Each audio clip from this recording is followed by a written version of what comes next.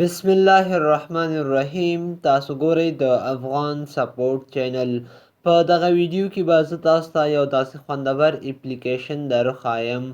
که هغه تاسې په خپل موبایلونو کې انسټال کړئ، نو که بیا تاسې سره په موبایل کې د چا نمبر نه وي سیف او تاسې غواړئ چې هغې ته وایس میسیج وکړئ یا ورته ټکس میسیج وکړئ، نو هغه تاسې کولی شئ.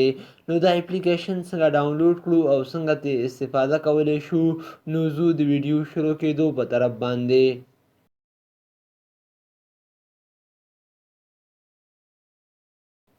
په دغه ویډیو کې چې زه تاسو ته کوم اپلیکیشن درښایم، که هغه تاسې په خپل موبایلونو کې انسټال کړئ، نو که بیا تاسې سره په موبایل کې د چا نمبر نه وي سیف او تاسې غواړئ چې چا ته په وټساپ باندې کال وکړئ یا ورته وایس میسیج وکړئ یا ورته ټکس میسیج وکړئ، نو هغه تاسې کولی شئ. نو دا اپلیکیشن به زه تاسو ته د ویډیو په اخره کې وښیم چې دا تاسې څنګه د پلی سټور څخه ډاونلوډولی شئ، او دې لینک به زه په ډسکرپشن کې هم پرېږدم، تاسې هلته نه هم ډاونلوډولی شئ. دا چې کله تاسې ډاونلوډ کړو دا به تاسې خلاص کړئ. د دې دغه رقم انټرفیس موږ سره راځي. نو تاسو چې دی اول به په دې کنټري باندې به کلیک وکړئ.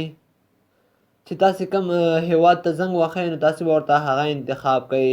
نو زه د هغه افغانستان انتخابومه. نو دلته چې دی تاسې به نمبر ولیکئ. نو تاسې چې دی دلته به بیا کنټري کوډ نه وښئ.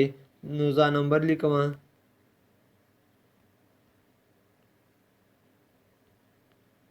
تاسې بیا په دغه اوپن باندې کلیک وکړئ. ګوره دغه موږ سره راللو. نو دلته دا اوس میسیج کومه. ګوره دغسې تاسې کولی شئ چې په ډېرې اسانۍ سره یو چا ته میسیج وکړئ.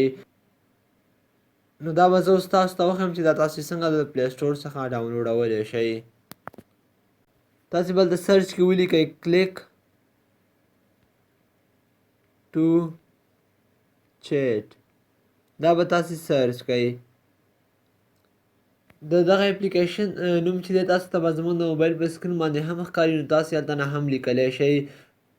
دلته نه تاسې کولی شئ چې په ډېرې اسانۍ سره دغه اپلیکیشن ډاونلوډ کړئ، او دې لینک به زه په ډسکرپشن کې هم پرېږدم، تاسې هلته نه هم ډاونلوډولی شئ. نو که دغه ویډیو مو خوښه شوې وي درسره یې لایک کړئ، او که زموږ د یوټیوب چینل مو نه وي سبسکرایب کړی، زموږ د یوټیوب چینل هم سبسکرایب کړئ چې دغسې ښایسته ښایسته ویډیوګانې نورې هم تاسو ته جوړې کړو.